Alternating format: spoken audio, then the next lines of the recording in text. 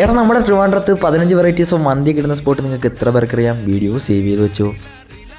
നമ്മളിവിടെ വന്ന് ആദ്യമായിട്ട് ട്രൈ ചെയ്തത് അവരുടെ കാന്താരി ചില്ലി സ്പൈസി ഈഫ ചിക്കനാണ് കേട്ടോ. ഒരു രക്ഷയില്ലാത്ത ഐറ്റവും.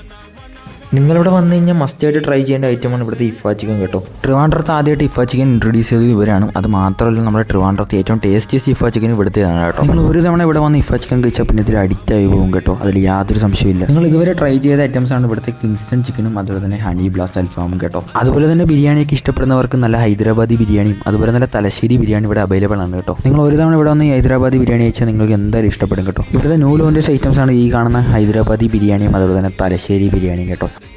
ആ ചിക്കൻ്റെയൊക്കെ സോഫ്റ്റ് കണ്ടോ. പിന്നെ ഡിഫറെൻറ്റ് വെറൈറ്റീസ് ഓഫ് മൊയ്ത്തോസും ഇവിടെ അവൈലബിൾ ആണ് കേട്ടോ.